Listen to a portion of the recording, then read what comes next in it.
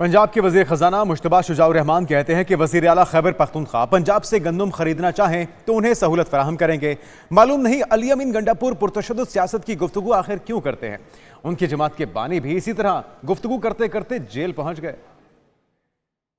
ऐसी हुई भी है क्योंकि बानी साहब भी इस तरह की बातें करते करते देखें जेलों में पहुंच गए। ये खुद भी अभी थुक भुगत के आए हैं, पता नहीं क्यों वो इस तरह की गुफ्तगू फरमाते हैं। सियासत में इंसान के अंदर बुर्दबारी होनी चाहिए, तदब्बुर होना चाहिए, बर्दाश्त होनी चाहिए। कुछ करने जोगे नहीं है। यहाँ पे जो भी हम काम करते हैं उसकी सिर्फ वो जो है उसमें आपकी तनकीद और तनकीद बराए तनकीद। तो ये तो पाकिस्तान के लोग देख रहे हैं, पंजाब के लोग देख रहे हैं। जिस तरह मरीम नवाज शरीफ साहबा ने पिछले 2.5 माह में पंजाब हुकूमत में जिस तरह काम किया, ये भी वज़ीर आज़म शहबाज शरीफ की ज़ेर सदारत सनती शोबे को सहूलियात फराहमी के हवाले से इजलास हुआ। शहबाज शरीफ कहते हैं कि बरामदात बढ़ाने के लिए सनतों को कम लागत पर बिजली और गैस की फराहमी यकीनी बनाएंगे। सनती शोबे को दरपेश मसाइल का तरजीही बुनियादों पर हल तलाश किया जाए। वज़ीर आज़म ने सनती शोबे के लिए टैरिफ रैशनलाइजेशन के हवाले से हिकमत अमली तैयार करने की हिदायत की। बोले सनतों को सहूलियात फराहम करना हुकूमत की तरजीह है। वज़ीर आज़म शहबाज शरीफ की ज़ेर सदारत सनती शोबे को सहूलियात फराहमी के हवाले से ये इजलास हुआ। शहबाज शरीफ कहते हैं बरामदात बढ़ाने के लिए सनतों को कम लागत पर बिजली और गैस की फराहमी यकीनी बनाएंगे। सनती शोबे को दरपेश मसाइल का तरजीही बुनियादों पर हल तलाश किया जाए।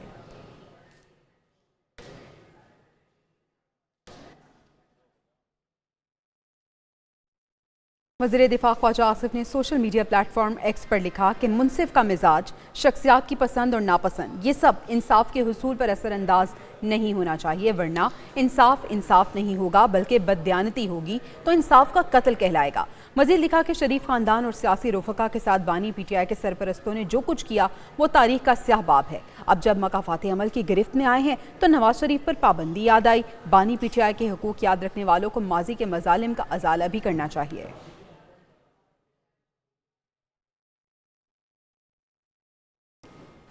वफाकी वज़ीर इत्तलात अताउल्लाह तारड़ का ये कहना है कि अदलिया समेत तमाम इदारों में तनाव कम होना चाहिए, मिलकर मुल्क को आगे लेकर चलना होगा। वो एक न्यूज़ के प्रोग्राम जवाब दो में गुफ्तगू कर रहे थे।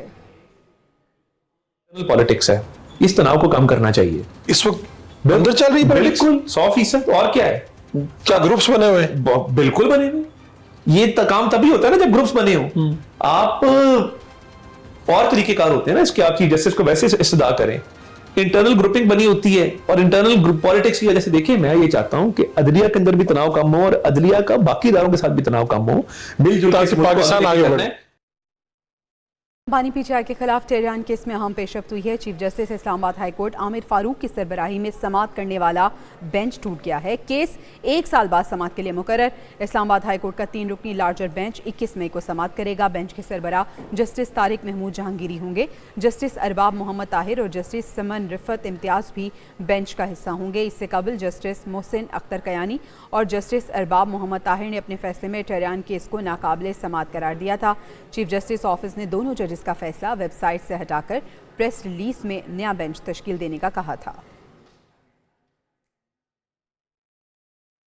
आगे बढ़ते हुए आपको बताएं कि इनकम टैक्स जनरल ऑर्डर के तहत नॉन फाइलर्स की सिम्स बंद करने का ये मामला है। सिम्स की बंदिश पर 18 रुकनी ज्वाइंट वर्किंग ग्रुप तश्कील दे दिया गया। वर्किंग ग्रुप में FBR, PTA और मोबाइल कंपनी के नुमाइंदे शामिल हैं। Joint working group income tax general order पर अमल दरामद की निगरानी करेगा।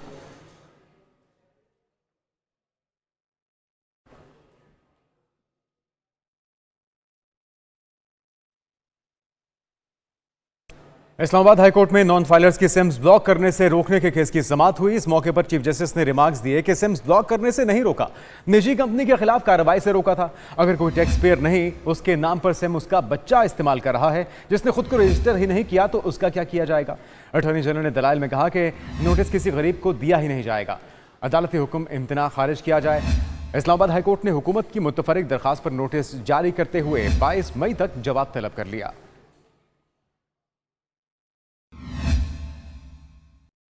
किसान मुश्किलात का शिकार हैं और टिकटॉक की सदर के पास किसानों के लिए वक्त नहीं। साबिक स्पीकर कौमी असम्बली असद कैसर की पंजाब हुकूमत पर सख्त तनकीद।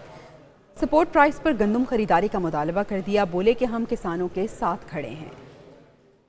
इस वक्त पूरा पंजाब में किसान रुल रहे हैं उनकी जो गंदम की फसल है वो उनके पास पड़ी हुई है। पंजाब के किसानों का सारा दारोमदार जो है ना, उसकी पूरी साल का खर्चा, उसकी तमाम तकरीबात, उसकी गमी खुशी इस गंदम के साथ या गन्ने के साथ होती है। और वो दोनों इस वक्त इस बुरे हाल में जिंदगी और मौत की जंग लड़ रहे हैं कि यहाँ हमारी टिकटाकर चीफ मिनिस्टर, अभी हम देख रहे थे कि वो एक किस्म की यूनिफॉर्म पहनी हुई थी, वर्दी पहनी हुई थी और ड्रामाबाजी कर रही है। इसकी जगह जरूरत इसकी है कि वो किसानों के साथ खड़ी हो। हम जाएंगे, अपने किसानों के साथ खड़े होंगे। अच्छा, दूसरा इशू गन्ने का है। अच्छा, इस वक्त जो गन्ने के काश्तकार है वो भी रोल रहे हैं। जो शुगर मालिकान हैं, जो कि पीटीआई के दौर में किसी के पास जो है ना ये जरूरत नहीं थी कि वो किसी किसान के पैसे रोके। वज़ीर आज़म शहबाज शरीफ जून के पहले चीन का 4 रोज़ा सरकारी दौरा करेंगे। ज़राए के मुताबिक दौरे के लिए 4 से 7 जून की तारीखें तजवीज़ की गईं। वज़ीर आज़म शहबाज शरीफ के दौरे में CPEC के दूसरे मरहले को आगे बढ़ाने पर बात होगी। मुख्तलिफ शोबों में दोनों ममालिक के दरमियान मफाहमत की मुख्तलिफ यादाश्तों पर दस्तखत का भी इम्कान है।